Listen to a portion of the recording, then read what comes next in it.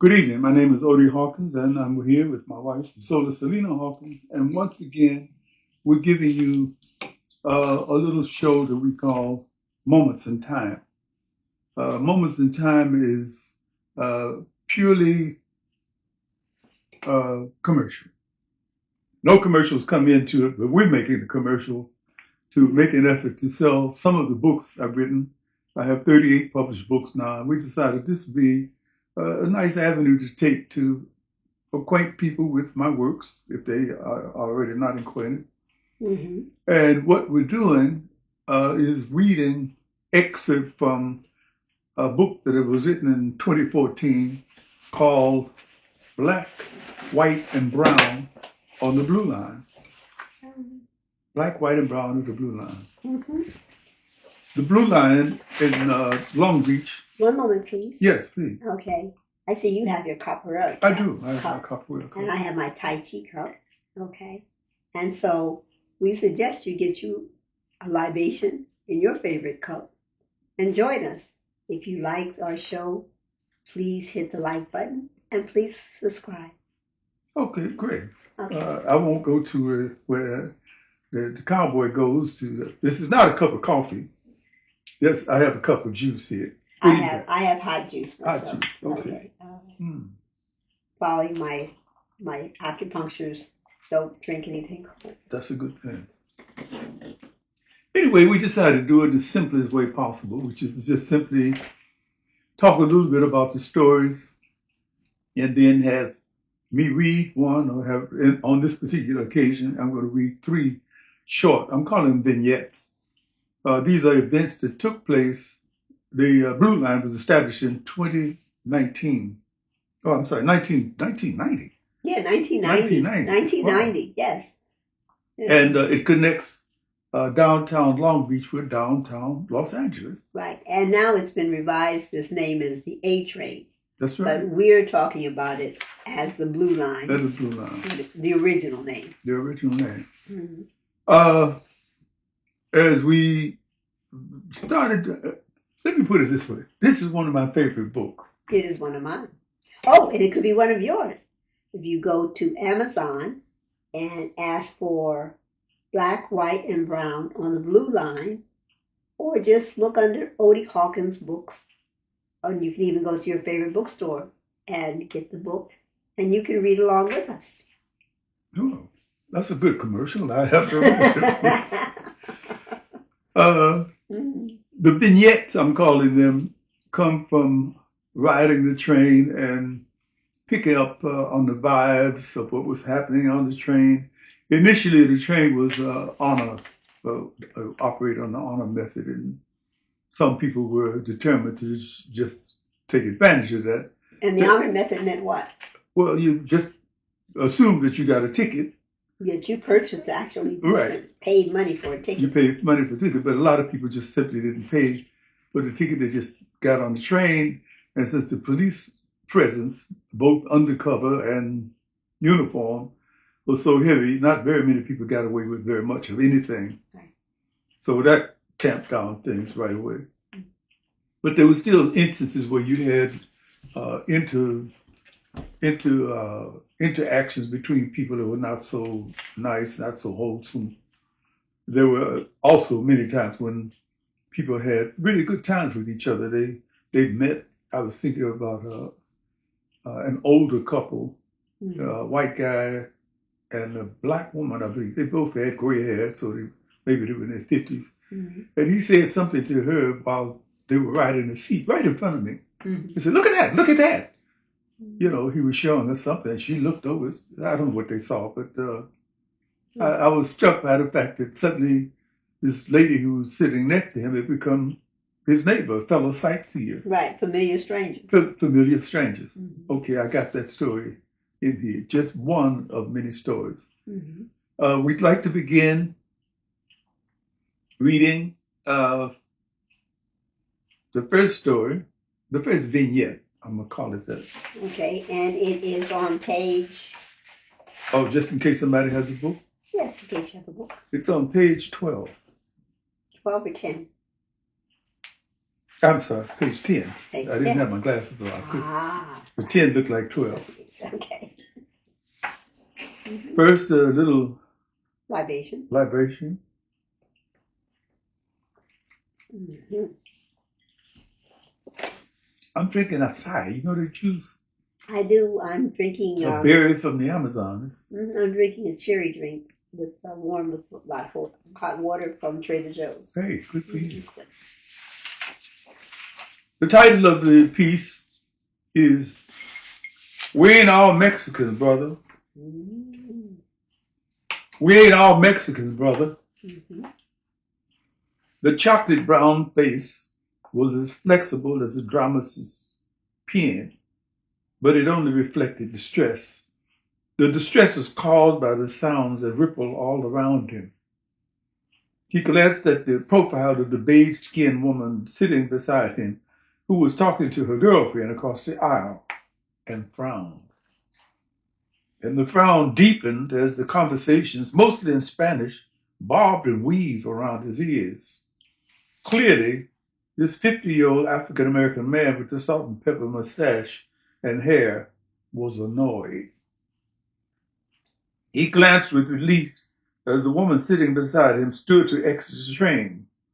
His glance of relief gave way to a smile of welcome as an African-American man, perhaps 10 years his junior, slid into the seat that the woman had vacated. They nodded at each other as the brothers will do when they are acknowledging each other's presence. The rippling conversations in Spanish seemed to escalate at the Compton station.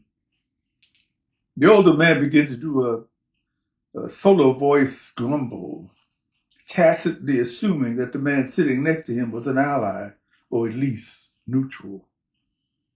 The older man released his grousy commentary from the corner of his mouth, San Quentin prison style. That's all I hear. Day in and day out. Spanoli, Spanoli, Spanoli. It's like this ain't even America no more. You don't even hear English unless you're going to school or something. He paused to take a hard look at the profile of the man seated next to him, as though to measure the level of interest the man was showing. The man's mental expression was an incentive for him to continue his low-level complaining. They're taking our jobs, okay? You hear what I'm saying? They're taking our jobs. Right. The younger man, a darker version of the man who was complaining, turned to look at his seatmate. It was the spur that the older man needed. That's right. They're taking our job. Pretty soon, the whole place will be Mexican. What about that? The question was more an affirmation of the man's question than the quest for an answer.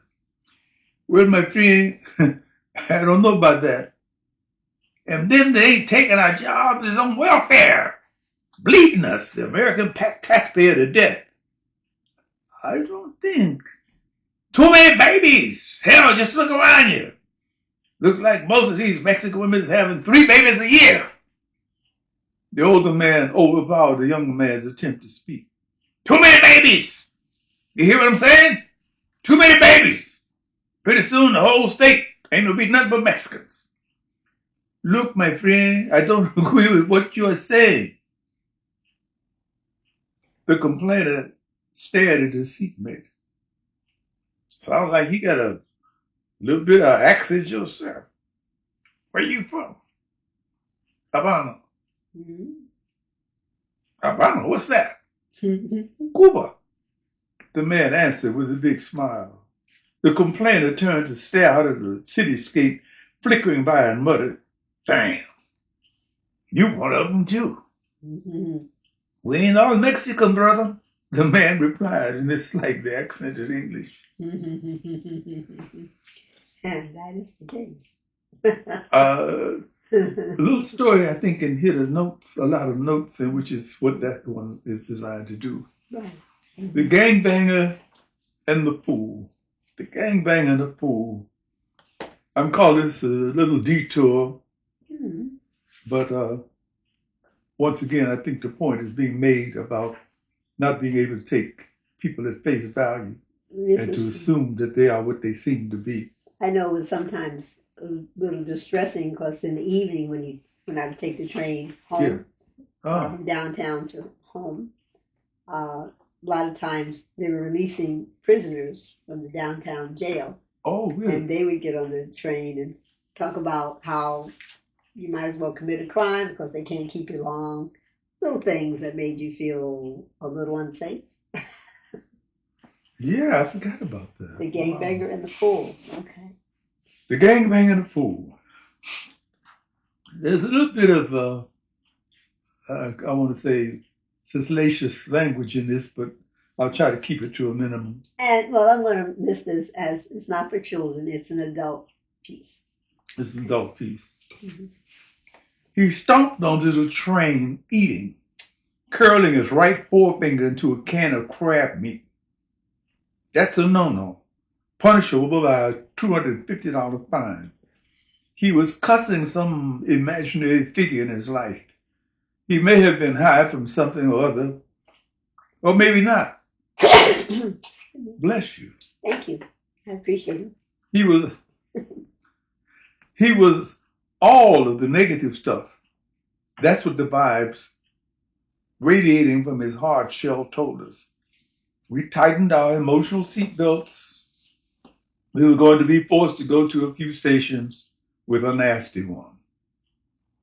The nasty one seems to be an L station. I'm sorry, that's Chicago coming up.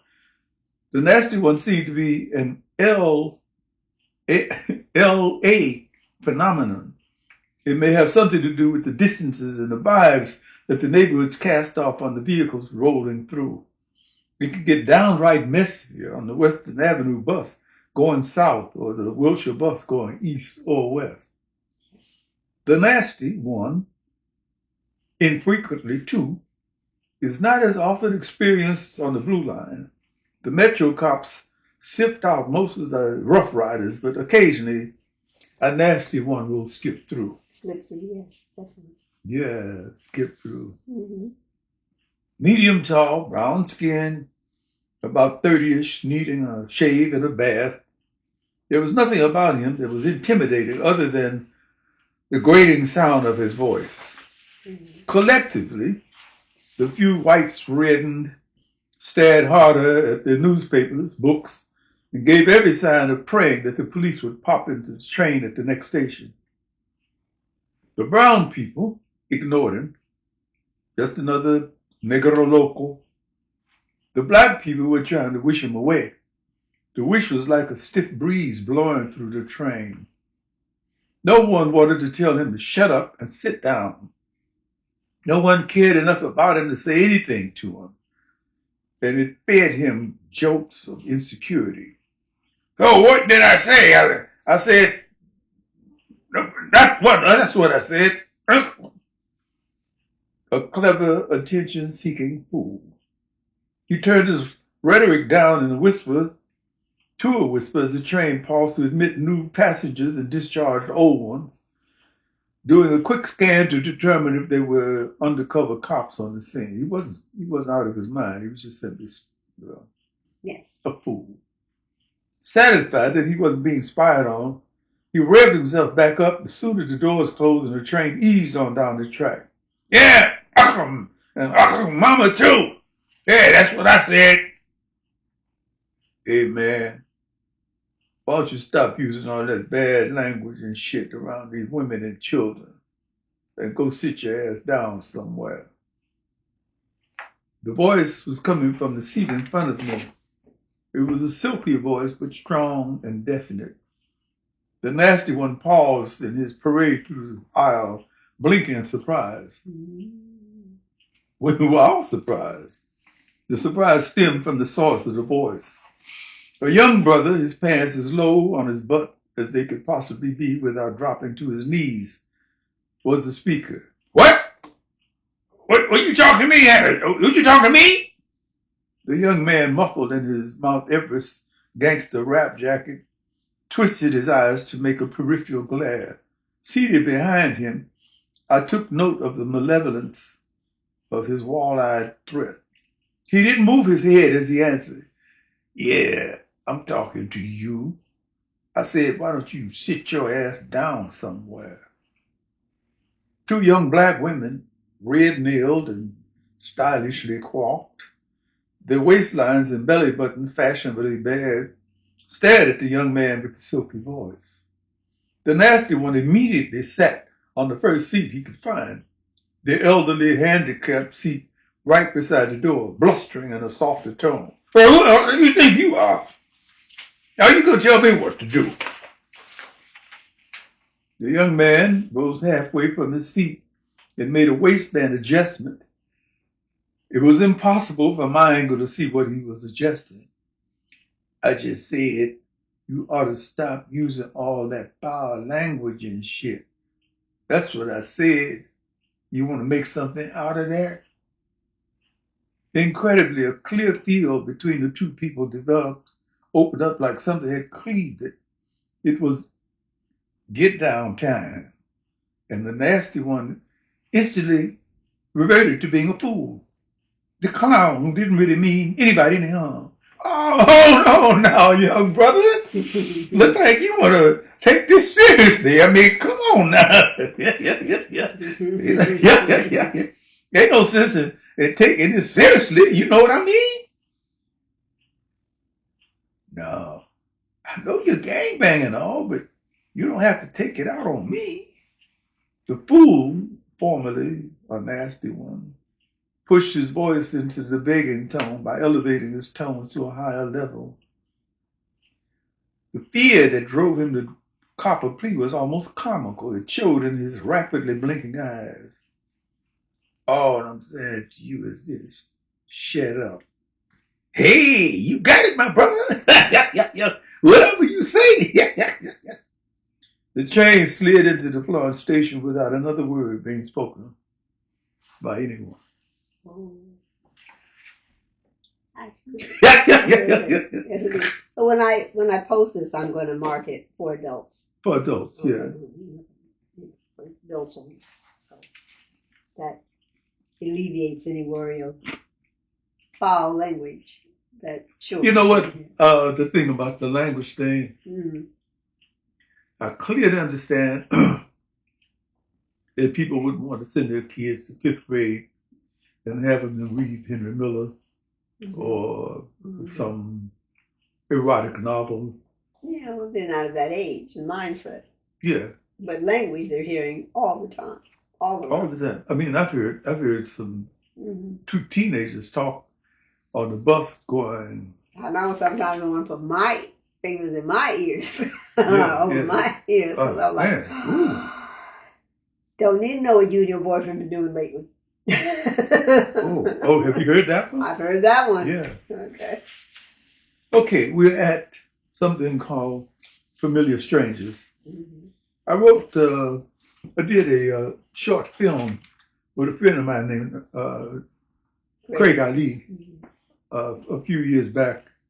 We had this notion, I believe he was a bus driver. Yes, well, no, he was a custodian. He was a custodian. He had the idea of, so I'd like to see a short film about people in a familiar situation who are strangers. And they've written extensively about that in some sociological books, books on sociology, explaining what's it like to be a stranger in a foreign land and how you adjust and so forth and so on. Some of the adjustments we make in familiar places are indications of how you can be in a familiar situation and at the same time be strange to it. You know, you see things that you feel, I think I know that, and then you find out there's another facet to it you never thought about. Well, in the way that California is so spread out, as with many cities. I remember talking to my girlfriend Janita. She said she would take the train. It would take her almost 4 hours to get from Lancaster into LA to come to work. And she and fellow workers who worked and they lived in Lancaster and worked in downtown LA, they took the same train, same time, every day, and they became familiar strangers. Familiar strangers. Okay, that's what this one is about. And I'm not going to give you any tip-offs other than the fact that it's sort of a love story. I like love stories. It's a sociological term, familiar strangers, and maybe a concept too.